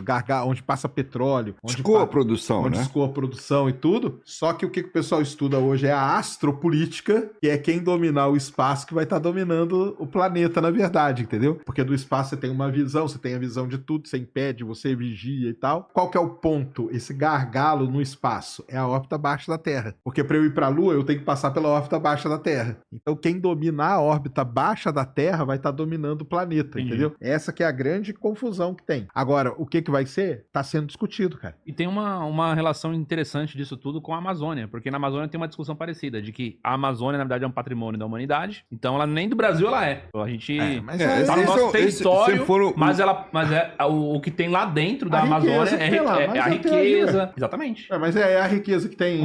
Só que aí vai explorar economicamente, vai conceder pra outros países E a riqueza que tem lá na floresta do Camboja também, é de quem? E nada a ver. Mas tem um discurso. Não, eu tem sei. Um discurso Tem dos caras. Tem uma ONG, inclusive, que tá lá no. Eu sei. Tá lá no Amazonas. E o pessoal dessa ONG não deixa. É o Aldo Rebelo que fala sobre isso, né? Não deixa a gente fazer um monte de coisa. Não dá pra legalizar um monte de atividade, não dá pra criar emprego, não pode ter empresa. E aí acaba ficando tudo no contrabando. Desmatamento, queimadas, tráfico de madeira, né? Os garimpos legais. O pessoal que, inclusive, denuncia bastante isso daí, agora tá tendo um pouco mais de voz, né? Mas antigamente, inclusive, nem era visto. Então, o espaço é essa confusão, cara. Não sabemos o que vai virar. O pessoal discute até hoje. Engraçado que o Brasil, ele é forte nisso aí. Temos voz? Temos voz, cara. Na verdade, o Brasil, ele é chamado para mediar. Ah, interessante. Interessante, né? Nos congressos e tudo. Grande Ian Grosner aí, procurador da República, ele é um dos caras mais famosos do mundo, meu amigo, nessas negociações todas aí. Porque de um lado você tem a galera do acordo Artemis, do outro lado você tem a galera da China. E aí, como que fica? Pra um vale uma coisa, pro outro não vale e tal, não sei o quê. E vira essa confusão, cara. A gente não sabe o que vai acontecer. Tem que esperar. São esses pontos de gargalo, né? Que o mundo tem. Que é o Estreito de Hormuz, Porto de Suez, Canal do Panamá, esses lugares na China. Acho que o professor Roque que fala que são 5 pontos, né? Que a Terra tem 5 ou 6 pontos. Que se você domina esses pontos, você domina o planeta. Entendeu? E agora isso aí tá indo pro espaço com essa mesma coisa, entendeu? Não deixa de ser bem parecido com a exploração lá desde o começo, né? Sim, com navegações, os caras que metiam os barcos, vamos ver. Quem dominou a navegação dominou o século naquele momento, né? Dominou o mundo, e depois né? Dominou o comércio. O que a gente tá vendo acontecer hoje no espaço é exatamente a mesma coisa Espanha e Portugal na época das grandes navegações. É exatamente a mesma coisa. Que eles, do nada, sem consultar ninguém, decidiram o quê? Cara, nós vamos dividir o mundo. Desse paralelo pra cá é seu, daqui pra lá é meu e... Faz lá o Tordesilhas e acabou. Exatamente. Agora, o espaço vai ser dividido entre China e Estados Unidos. Então, como que fica? É exatamente a mesma coisa, cara. O que tem de riqueza lá na Lua, né? Tem muita coisa. Então, o pessoal acha que vai ter em breve um tratado de Tordesilhas na Lua. Que se chegar Estados Unidos e China, eles vão lá e metem igualzinho, mesma coisa, entendeu? Ó, daqui pra cá é meu, daqui pra lá é seu e tá resolvido? Tá ótimo. Metade do mundo é meu, metade do mundo é seu. Cara, não tem o que reclamar. Você acha que a Lua ainda é a cereja do bolo da exploração? É por causa das riquezas que descobriram lá agora, né? Tem muita água e tem muito hélio 3, que é pra fazer fusão nuclear. E fora outras coisas, terras raras. Tem essas terras raras. Cara, ainda é mais acessível, não é tão inacessível, não né? É 3 diazinhos de viagem. É mais rápido que pra Europa de barco. Com certeza. Não, 3 dias de viagem, o cara chega lá e tem muita riqueza. E o lance é esse, muita gente diz que vai se repetir o que foi na época das grandes navegações, o dia que os dois chegaram na Lua. Que muito provavelmente, cara, eles vão chegar e falar assim, metade é sua, metade é minha, tá bom pra você? Tá bom. Então, cara, acabou, é isso aí. A fronteira da exploração espacial, então, é ir pra Lua e explorar economicamente. Explorar economicamente, claro. O plano de ir pra Marte fica pra... Cara, pra ir pra Marte vai ser posterior, né? Mas o lance de ir pra Lua, eles comparam muito com a época das grandes navegações por causa disso. Vieram pra cá pra quê? Pra explorar comercialmente. É ouro, é coisa que é madeira, é tudo. Então, cara, nós estamos vendo exatamente uma repetição pra você ver como que a humanidade, né, de tempo em tempo repete tudo igual. Só que num outro nível, mas é a mesma coisa. Nível. Mas é igualzinho, cara. 500 anos depois. Aí, ó. Tá vendo? Vamos aí. E aí, cara, como que foi no Tratado de Tordesilhas? Cara, metade do mundo é seu e metade é meu, tá bom pra você? Tá bom. Então, cara, depois eles se viram. Chega na Lua fazer a mesma coisa, entendeu? Joga uma coisa arbitrária, porque escolher aquilo ali foi meio arbitrário, né? Sim. Pronto. Tem hoje muito canal no YouTube e influenciador falando de fazer, tipo, uma volta ao mundo. Tem os catuche, né? Sim. Você conhece os catuche? Sim, conheço. Aliás, eles anunciaram agora que eles vão fazer uma outra viagem, só que agora vão de avião. Eles são muito doidos, né? Muito legal, né? Eles deram a volta pelo mar, agora eles querem dar a volta voando. E eles gastaram quanto tempo mesmo pra dar a volta? Eles levaram, se não me engano, 7 anos. 7 anos, né? Mas é porque eles ficaram parados também, pegaram pandemia, né, no meio, né? Tiveram uns perrengues lá com o barco também, ficaram parados muito tempo. E eles não tinham pressa, o objetivo deles era curtir, né? Que estavam certíssimo, não era dar a volta mais rápida. E eles anunciaram agora que eles vão... O próximo plano deles é dar uma volta pilotando um monomotor. Legal. Os catuches são demais. Tem um cara que tá dando volta no catamarã, velho. Não serão os primeiros a fazer isso, mas talvez sejam os primeiros a fazer pela água e agora pelo ar. Aí pode ser que eles sejam bem legal. Aliás, pelo ar, dar a volta ao mundo voando é uma coisa, um desafio que vem lá de longe, né? Você deve conhecer a história da Amelia Earhart, que foi a tentativa de dar uma volta ao mundo voando, a primeira mulher, e desapareceu. Desapareceu Ela tentou no monomotor? Não, era um DC-3. Era um DC-3 adaptado, ela e o navegador, lá no avião. Os dois desapareceram no Pacífico, uma travessia que eles iam fazer de Papua New Guinea para um atol onde eles iam pousar para ser reabastecidos por um navio. Eles precisavam de combustível para seguir viagem, então tinha um navio na proximidade do atol, eles iam parar lá, uma pista que tinha, iam ser abastecidos pelo navio e seguir viagem. Só que eles não chegaram nunca nessa pista, eles sumiram. E aí surgiu inúmeras teorias do que pode ter acontecido com a Amélia. Nunca ninguém comprovou nenhuma delas, já se fizeram algumas expedições para buscar evidências, o resto do avião. Encontraram uma vez um pedaço de placa de alumínio, que seria dos revestimentos da antiga janela do avião. Aí surgiram outras teorias que haviam encontrado uma ossada em um atol, mas o fato é que nunca ninguém soube o que aconteceu, né? com a Amélia e o navegador. Mas no caso do... Década de 50. Sim, mas no caso dela, por exemplo, já se investigou o fato de repente, ela querer realmente sumir? Não, essa hipótese nunca analisaram, porque ela era determinada a ser a primeira mulher aviadora da volta ao mundo voando. Ela ia ser a primeira. Então ela estava muito focada nesse objetivo. Então ela não teria motivo para se suicidar, por exemplo. Aconteceu um acidente, claro. Não se sabe por quê. Talvez por... Uma das teorias é que eles podem ter tomado uma rota diferente. E eles voavam sempre no limite. A travessia do Pacífico não é fácil para um avião que não tem a capacidade para isso, porque você tem que ir parando para abastecer. Então eles voavam sempre no limite. E ela tinha um limite muito justo para chegar nesse atol, onde o navio estava esperando ela com combustível. E uma das teorias é que eles podem, durante o voo, ter desviado um pouco e acabou o combustível e não conseguiram chegar onde eles tinham que chegar. Caiu no Pacífico, meu amigo. Caiu no Pacífico. Vai achar. Aí surgiram as teorias, não, que caiu no Pacífico, mas tentaram pousar em algum atol, conseguiram pousar e conseguiram ficar na ilha, depois morreram de inanição na ilha. Tem N teorias sobre. Pra mim, é um daqueles casos onde a gente nunca vai saber o que de fato aconteceu. Mistérios, né? Virou uma história famosíssima, sobretudo nos Estados Unidos, até porque ela era uma mulher muito significativa na época, uma mulher muito à frente do tempo dela. Só o fato dela querer se tornar a primeira mulher a dar a volta ao mundo voando já era uma coisa inédita até então. Ela era muito significativa. E ele tem embarcado, né, na viagem, né? Porque, na verdade, tudo bem, ela morreu, tal, não sei o quê, mas ela foi, né? Ela tava executando, né? Já tinha, inclusive já tinha feito a maior parte do percurso, né? Qual foi o outro caso, assim, bem misterioso que te intriga de certa forma? Cara, eu vou te falar, mistério assim envolvendo o mar é meio farto, porque é difícil você ter uma explicação para coisas que acontecem no lugar onde ninguém monitora. Então, por exemplo, toda embarcação, todo barco, vamos supor, que afunda e não tem sobrevivente, você nunca vai saber o que aconteceu. Tem sobrevivente para contar, você nunca vai saber. O mar é um grande deserto, você não tem satélite monitorando, não tem nada disso. Então, assim, os chamados mistérios do mar, que todos com certeza têm uma explicação lógica, só que a gente não sabe qual é a explicação. Eu não acredito em nada sobrenatural, nada disso. Para mim, tudo tem uma explicação lógica. Só que a gente não sabe o que aconteceu porque não ficou ninguém vivo para contar e não houve nenhum registro que pode ter acontecido. Um barco que afunda e não sobra nada, não sobra nem o barco, e isso acontece com uma certa frequência, não sobra nada na superfície, por exemplo. Você não sabe nem aonde afundou, nem muito menos por quê. E aí favorece muito as teorias da conspiração, que é você começar a especular do que pode ter acontecido. Abdução, alienígena. Portal. Triângulo das pois é. Aí abre todo um campo aí esotérico até, né? O que mais me chama a atenção é quando o barco chega e não tem ninguém. Isso é macabro. Aí você pensa... Não, quando eu vi lá St. Mary, né? Mary Celeste. Cara, exatamente. Quando vê... Mary Celeste é o mais famoso caso. Chegou tudo. Assim, ó. O barco tá lá inteiro, mas não tem ninguém no barco. Mary Celeste e ele chega no local. Não, o Mary Celeste foi encontrado intacto.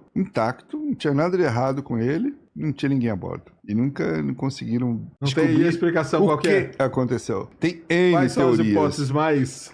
Tinha gente falando que as sereias começaram a cantar e os caras ficaram malucos e jogaram da água. Final do século XIX, 1800 e pouco. O Mary Celeste era um barco de carga, um veleiro de carga, né? Que estava indo dos Estados Unidos para a Europa, levando um carregamento de álcool. barris de álcool. E uma das explicações tem a ver com a mercadoria que ele transportava, o álcool. E ele foi encontrado perto dos Açores, à deriva. Ele tinha uma tripulação era o capitão, a mulher, a filha e mais... Me lembro mais quantas, que 10 ou 11 tripulantes. Ele foi encontrado sem ninguém, mas tudo em perfeito estado. Não tinha nada de errado com o barco. Tinha comida, tá tudo ali. Só que, assim, foi abandonado meio às pressas, coisas caídas no chão, né? E aí ele foi encontrado por um outro barco, que era um barco também americano, que inclusive os capitães se conheciam, faziam a mesma rota, e ele foi encontrado por esse outro barco. E aí surgiram várias teorias para tentar explicar o desaparecimento da tripulação do Mary Celeste. Uma coisa que não havia no barco e não havia mais o bote dele. Um bote que todo barco grande leva um bote para deslocamento no porto, né? O do Mary Celeste não estava lá, significava que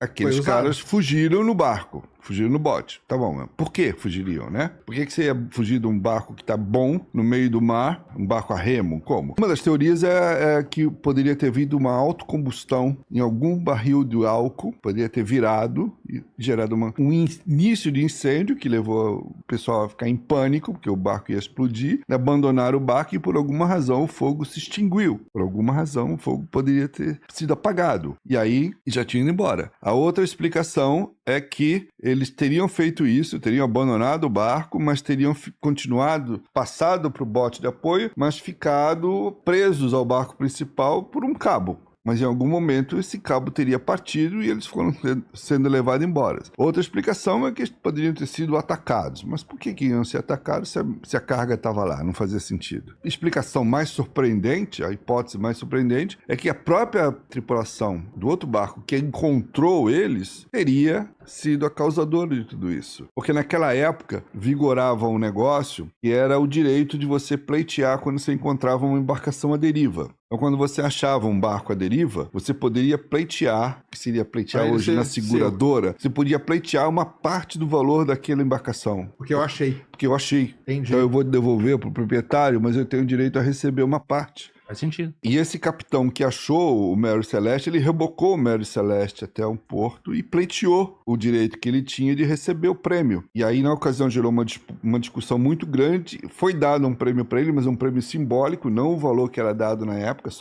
porque não tinham totalmente certeza de que teria acontecido como ele falou. Nunca se soube a explicação. Mas ele falou o quê?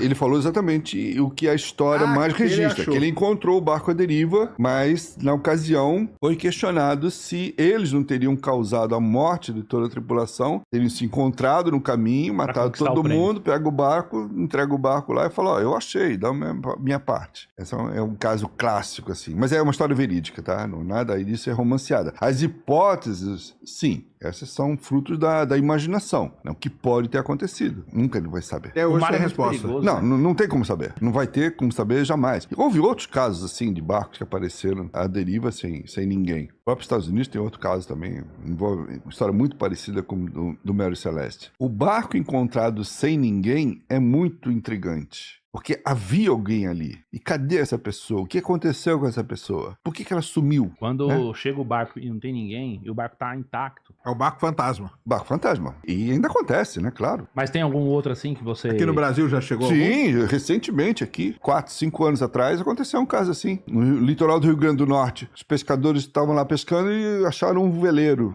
bem detonado, sem mastro caído. Ah, mas estava detonado. Estava detonado porque ele estava no mar há muito tempo. Entendi. Né? A deriva há muito tempo. E aí eles rebocaram, foram até o veleiro, chamaram, ninguém saiu, eles entraram no veleiro, tinha um cara morto lá dentro. E aí eles rebocaram o veleiro para Natal. O barco tá lá até hoje, inclusive. Tá até hoje lá. Já visitou ele? Não, mas tá lá. Eu sei que tá lá porque tá em frente ao Yacht Club. E aí gerou uma investigação policial, porque afinal de contas tinha uma pessoa morta lá dentro, que era o dono do barco, tinha documento, tinha tudo, né? Só que ninguém sabe por que ele morreu. Sabe-se do que ele morreu. Ele morreu de inanição, ele morreu de falta de água e comida. Era a necrópsia dele e foi constatado isso. Ele morreu por falta de água e de comida, não tinha mais nada. Agora, o que levou ele a morrer? Por que que ele entrou naquela situação? Aí começa todas as teorias da hipótese que pode ter acontecido. Então se associa com a queda do mastro, que o mastro caiu, era um veleiro, não tinha mais como se movimentar sem o mastro. Mas existem outras maneiras de você pega um pedaço de vela, você amarra, faz uma que eles chamam de vela de fortuna, que é uma vela improvisada e consegue ter algum deslocamento. Teoricamente ele nem tentou isso, porque não tinha evidência disso. Era um italiano, a família nunca quis se pronunciar. Eu tentei, inclusive, na época, contactá-los. Não consegui. A família nunca quis se pronunciar. Nem falar do assunto eles querem. Não, nada. Ao que tudo indica, ele estava sozinho no barco, porque essa também era outra dúvida. Será que ele estava sozinho? Será que tinha alguém com ele? Cadê esse alguém? Quem era esse alguém? O que aconteceu com esse alguém? Será que ele matou esse alguém? Porque tem essa no mar, né? Quando some alguém, o sobrevivente geralmente é o primeiro suspeito. Tem 2 pessoas lá. Tô eu e você no barco. Eu te empurro no mar, você morre, só sobro eu. Só tem a minha versão. O que muitas vezes o cara é um herói por ter sobrevivido, num primeiro momento ele é tratado, pelo menos nas investigações, como um suspeito. Mas eu tava pensando nisso, o mar é muito perigoso, né? Eu lembro de uma pesquisa que a ONU colocou que a profissão que mais mata no mundo até hoje é pescador. Se o cara cai no mar, acabou. A queda no mar é muito, muito perigosa, realmente. A chance da pessoa que cai de um navio, por exemplo, um navio de cruzeiro, por exemplo, né? Queda no mar é... Você viu esse caso agora recente que que o pai pulou, né? Esse é extraordinário. Esse é contra toda a... Como pode isso, cara? Toda a probabilidade. Esse é extraordinário. Porque não só ele sobreviveu, como ele salvou a menina, inclusive. Né? Então, isso aí é ponto fora da curva, né? Porque, infelizmente, a tendência de queda no mar, principalmente no caso de grandes embarcações, grandes navios, é a morte. A queda foi a quantos metros de altura? Nesse caso desse navio foi relativamente baixo. Caiu do 4º andar, não é tanta coisa assim. Mas hoje em dia você tem navios que tem 18, 19 andares. Mas o navio estava em movimento, né? Ele estava em movimento, mas em movimento não muito intenso, e eles conseguiram despachar a equipe a tempo, entendeu? A tempo, né? Porque hoje em dia tem um equipamento que é muito legal, que é uma espécie de detector eletrônico de queda, eles chamam de homem ao mar. Overboard. Exatamente. MOB. Hoje em dia tem um equipamento que nem todos os navios têm, porque ainda é muito caro, que ele consegue detectar calor por impacto na água, a queda de uma pessoa no mar, mesmo que ninguém tenha visto. Tocaria um alarme, um sinal na cabine de comando de que alguém caiu no mar. E isso tinha. Ajudou muito, porque na hora para tudo que caiu alguém, né? Mas são poucos ainda que tem esse recurso. Porque... O pai é corajoso, né? É o filho, é o filho, né? Você pula, né? Aí você pula. Você nem pensa. O 4º andar que você comentou, isso é quantos metros de altura? Deve dar do mar, mais ou menos uns 15 metros, talvez. Metros? Por aí. Que era um cruzeiro, 15, né? Eu lembro do caso que teve um... Esse caso foi eu que cobri até. O navio, foi o cara que tava no navio do Neymar, né? Do Neymar. Isso aí foi, né? O caso do navio do Neymar. O cara brigou com a namorada, tava no cruzeiro, né? Pra se divertir. Aí, não sei o que, pegou umas mensagens dela com outros caras, não sei o que. Aí começaram a discutir, brigaram. E a mulher falou assim, então não interessa se a gente tá junto, a partir de agora eu vou fazer o que eu quero. E o cara pegou, eu vou fazer o seguinte. Ele pegou e se jogou.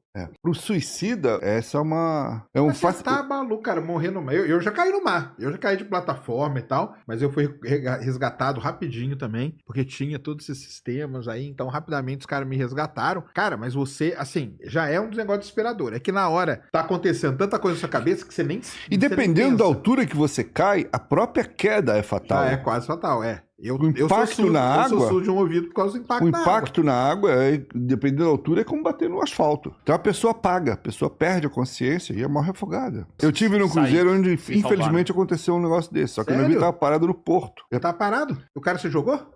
Uma mulher, sim. Mas ela caiu de uma altura boa, então... Será que... A própria queda foi fatal. Mas será que é uma coisa, às vezes, assim, de se pensar? Tipo, tem gente que vai no cruzeiro pra tentar, de repente... Deve ter. Então, é o que eu tô falando. Pro suicida, ali é uma possibilidade, né? É uma possibilidade. Porque, estatisticamente, é uma morte praticamente certa. Deve ter até uma porcentagem que acontece isso, sabia? O cara entra pra se matar mesmo. Eu acho que... Só que o problema é o seguinte, cara. Na hora que você tá ali. Porque o ser humano, o instinto de sobrevivência dele é muito maior do que qualquer outra coisa, cara. E você vai ter que ter um momento que você vai se jogar. Até aquele momento, a sua consciência, ela tá funcionando, entendeu? E aí, meu, na hora que você olha ali e vê aquele mar, você tá louco, cara. Mas cara tem que no caso dos cruzeiros tem um agravante também. Existe o acidente. A pessoa que cai... Escorrega, né? Por desequilíbrio. desequilíbrio. E com um agravante, facilitador agravante dessa história, que é o consumo de bebida, o álcool. Isso aí. Os navios são... A pessoa compra um pacote, bebe o que ela quiser. Verdade. Tá tudo incluso. É verdade. Então, assim, o cara fica bêbado o dia inteiro. Aí ele dá uma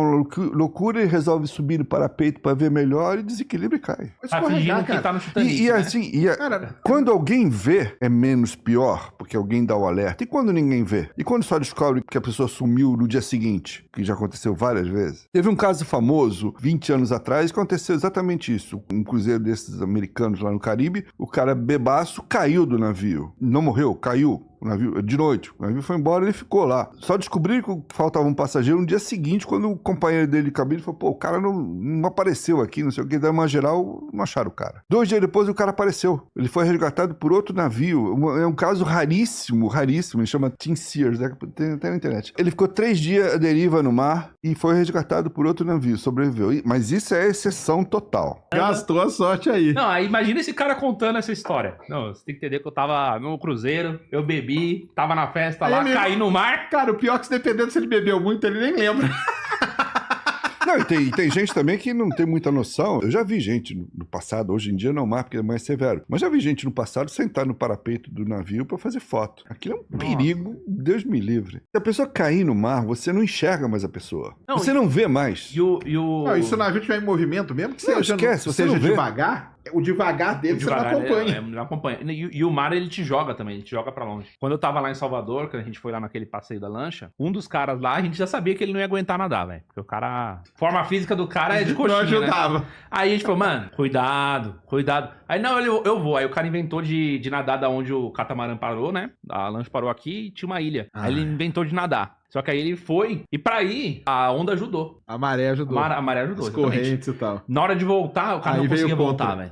O cara não conseguia voltar, e tentaram falar pra ele, mano, vamos lá, eu te levo aqui, a gente vai devagarzinho aqui, eu ponho você no... Você vai deitado aqui no isopor, né, na pranchinha de isopor, e a gente vai lá, e o cara, não, eu dou um jeito depois, aí na hora de voltar o cara não conseguia, e começou a bater o desespero, e conseguiram ir até lá, o cara conseguiu segurar, ele segurou naquelas boias, que ficam dividindo ali a região. E foi isso. Ele ficou lá, tiveram que ir lá pegar o cara, porque senão não ia ter como. Uma vez aqui no Nordeste, resgataram 3 caras no meio do mar, os 3 agarrados num cooler. Eles foram salvos pela cerveja, por incrível que pareça. A porta lá e vem falar que a porta não ia salvar o Leonardo DiCaprio. Exatamente. Se até o cooler salvou os caras. 3 caras. Bebaços. A salvação deles foi o próprio cooler. Tá vendo só? Fala que a cerveja mata agora, fala. O cooler salvou. E teve um caso também de um pescador lá no Amapá que foi resgatado, se não me engano, 7 dias depois dentro do freezer do barco dele. Caixa de isopor. Tem que dar um crédito então pro Jack lá, porque o Leonardo DiCaprio ia ser salvo. Sei lá, pela porta. Ia ser salvo, cara, pela porta. Não, mas tem uns caras, tá doido, cara. Mas os caras, quando tá bêbado, acho que eles nem lembram. Vão lembrar só depois. Mas esse cara aí também é maluco, cara. Pular, porque nadar no mar não é fácil, cara. A galera acha que nadar no mar é igual nadar em piscina. Na verdade, o segredo é você não brigar com a correnteza, por exemplo. Você tem que deixar, você tem que aproveitar ela. Você vai com ela. Ah, mas é no sentido contrário. Vai com ela, porque você não vai conseguir vencer. Chega uma hora que você vai cansar. É melhor você ir com ela vai cansar, vai te dar câimbra, vai te dar um monte de coisa. Por isso que quando é melhor você sempre estar preparado, assim, de não arriscar muito, né? Quem tem experiência e tal. Na verdade, assim, o mar exige respeito. Tem que respeitar. Porque ele é grandão, ele vai ganhar. Se você tentar enfrentar, você vai perder. Atenção, cuidado, respeito. Não passa do limite, não desafia, não faz o que não sabe. Agora, se você seguir a regra certinho, não tem nenhum mistério. Por exemplo, os meninos lá do Catucho, 7 anos, deram volta ao mundo navegando, tiveram um problema mecânico no barco, ficaram à deriva, o barco quebrou o leme, mas foi um susto só. E tudo mais. E assim como eles, tem milhares de pessoas que dão a volta ao mundo velejando, milhares mesmo. O Brasil tem poucas pessoas, mas na Europa, na França, na Inglaterra é muito comum. Eu lembro de uma moça da Inglaterra, que isso tem a ver com a história do Rolex. O que fez o Rolex ficar famoso foi numa competição, que era de natação, mas era pra nadar. Um deles estava carregando o relógio. Falou assim, naquela época não tinha relógio à prova d'água, eu vou carregar um Rolex, e o Rolex, ele é a prova d'água, eu vou chegar lá no outro ponto com o Rolex, e ele vai estar, certinho, funcionando 100%. Não vai ter nenhum atraso, nenhum delay de horário, nem nada. E nessa competição, ninguém conseguiu completar. Porque o que aconteceu? O mar tava um pouco mais gelado do que o normal, né? Tava, tipo, mais frio a temperatura da água. E aí as pessoas não conseguiram completar. Mas o relógio, inclusive, funcionou 100%. Perfeito. Tava 100%, mas ninguém conseguiu completar. E aí tiveram que resgatar as pessoas, era maior trabalho. Tiveram que... Porque como era uma competição, tava acompanhando, né? É aquilo que você falou, tem que respeitar. Mesmo os mais experientes acabam se dando mal. É ter humildade de saber que ele é maior que você. Uma vez eu mandei pro Jorge, isso daí eu mandei pra ele no WhatsApp, que os caras daqui do Brasil é embaçado, né? O pessoal no TikTok querendo fazer vídeo andando no meio do Porto de Santos lá. Aí, tipo, tá vindo uma embarcação gigantesca. E o cara no jet ski, olha aqui, gente, onde eu tô aqui, ó. E mostrando, tipo, o cara a 10 metros do... Eu já vi esses vídeos aí. Esses caras são não. Qual é o navio cara? Eu publiquei recente na UOL, o pessoal lá no Rio Amazonas que faz isso. Eles vão com a voadeirazinha na frente, no bico do navio, navegando assim, mas no bico, a 1 metro do bico do navio. O motor fizer assim, pum, ele é atropelado. É uma coisa insana. Eles falam, não, a gente tá acostumado a fazer isso aqui.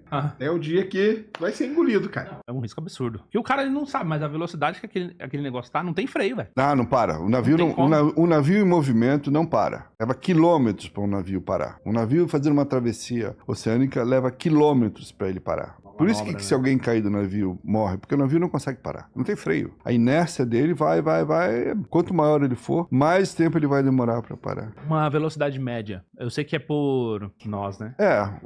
Hoje é engraçado isso. A velocidade das embarcações, dos navios, sim, claro que aumenta, porque reduz o tempo da viagem, isso é um bom negócio, mas também aumenta o consumo, então tem um compromisso entre velocidade e custo, né? Mas se você olhar historicamente, até que não mudou tanto assim. Hoje uma navegação rápida de um navio, 25, 30 nós, muito raro 30, 25 nós, que é bem rápido, mas se você pegar no início dos cruzeiros marítimos, por exemplo, no início do século 20, 1910, 1912, o navio navegava 18, 20 nós, não era tão mais devagar assim, entendeu? Hoje a velocidade em si não é o triplo, dobro, como aconteceu com os automóveis, por exemplo. Os primeiros carros andavam a 40 por hora, hoje em dia anda 200, né? No caso da embarcação, não. O aumento não foi tão grande assim. Claro que houve aumento. Até porque as embarcações se tornaram cada vez maiores, cada vez mais pesadas, né? Para você andar muito rápido, você tem que ter uma fonte energética muito grande. E aí tem um custo combustível para isso, né? Motor gigantesco,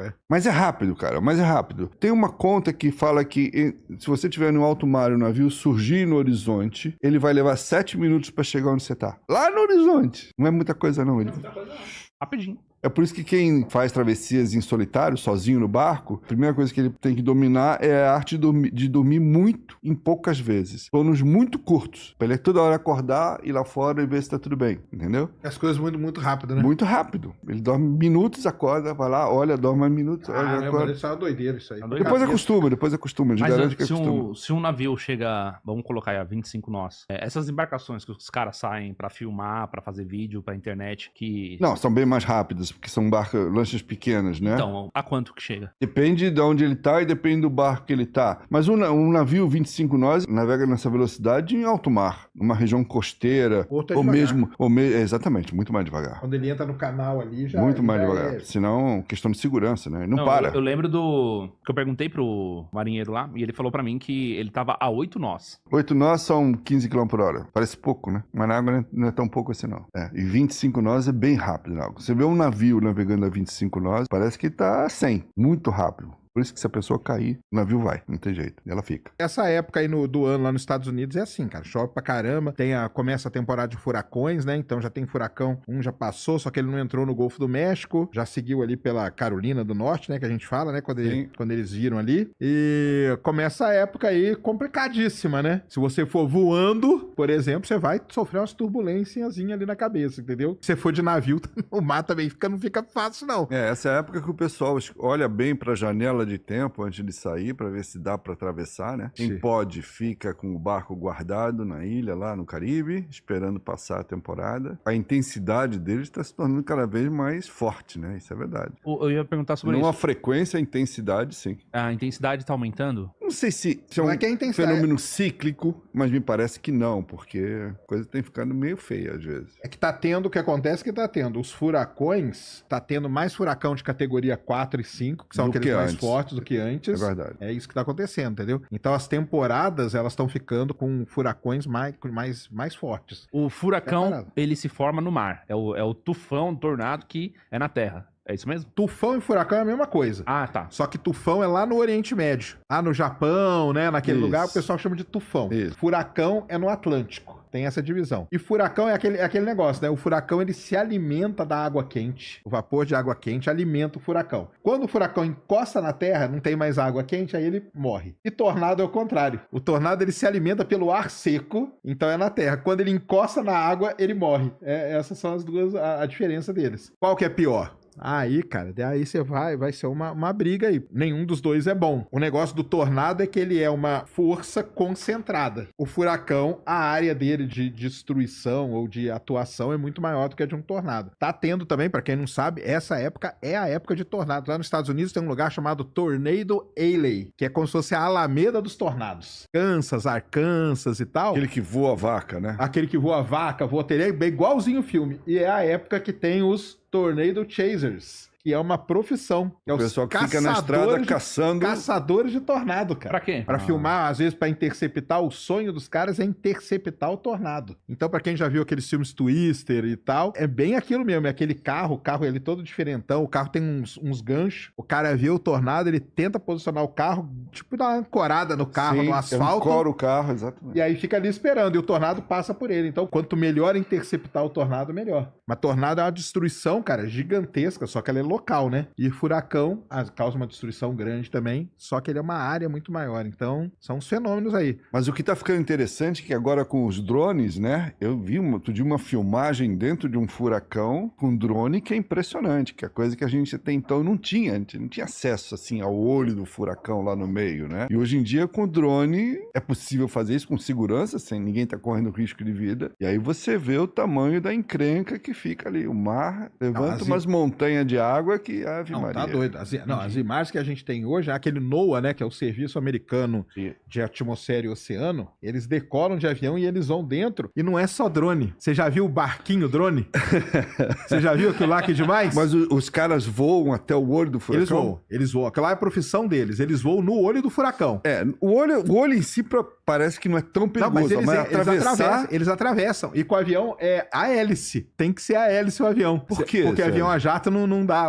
Acho que o Lito já explicou isso. É, não sabia Eles vão disso, com o avião não. a hélice. Agora, você já viu os barquinhos drone? Não, eu já vi, no passado, o pessoal enfrentava o furacão com as equipes de salvatagem e não tinham que usar barco, não tinha Isso. outra opção. Mas hoje o NOAA mesmo, ele tem um barquinho drone. Um barco mesmo. Um naviozinho drone. Que é como se fosse um anfíbio. É que é aquilo que você falou do drone, né? Sim. Mas é um barquinho. Que ele vai com o barquinho e entra dentro do furacão com o barquinho. Nossa. Só que o barquinho é pilotado. Ele é O barquinho eu pilotado. não vi, eu já vi imagem feita de Nossa, cima. tem esse barquinho drone que é demais. É tudo do NOAA, eles têm todas essas ferramentas aí. E aí o barquinho vai, aí pega. Aí você vê o tamanho do mar, o bicho fica violento mesmo. Não, as imagens de tornado que a Caramba, gente velho. tem hoje são as imagens assim, cara. Parece filme. Não é exagero, né? Não é exato, Não, não. As não. imagens são Não. assim, assim, é triste pra caramba, obviamente, né, pra quem sofre com isso, mas e as casas americanas, elas são prontas, preparadas, as casas americanas que são daquele, que não é alvenaria, né? É uma- Ela tem alvenaria na A fundação. estrutura de madeira, A né? estrutura dela é feita quando passa o tornado, ela vai embora inteira. E a galera entra no porão ali. Toda casa tem um bunkerzinho, alguma coisa assim. Uhum. Mas é a temporada, cara. Não tem o que fazer. O problema é esse, é que vai ficando mais furacões mais intensos, tornados mais intensos. Isso aí tá ligado tudo com as mudanças aí que a gente tá acompanhando, entendeu? Isso aí não tem nem o que falar. Só pegar aí. O pessoal que estuda, né? Pega a série histórica que a gente fala. Acontecem problemas de dar enchente, por exemplo, aonde nunca teve. É verdade. É, Por quê? né? Porque ali, às vezes, passou um furacão muito forte, que ali só passava um furacão de categoria 1, 2, de repente passa um 4, que lá não estava preparado. Mas o que eu ia perguntar pra vocês é o seguinte: a temperatura do oceano, se ela sobe, já que se alimenta da Ela favorece. favorece? Favorece. Aí faz Favorece. com que tudo isso, o furacão, comece a ficar mais violento, digamos assim. Ou a frequência dos mais intensos, que foi o que o Sérgio falou, começa a ficar mais comum haver furacão de nível 4 e 5, entendeu? Que antes era mais raro, aí começa a ser mais frequente.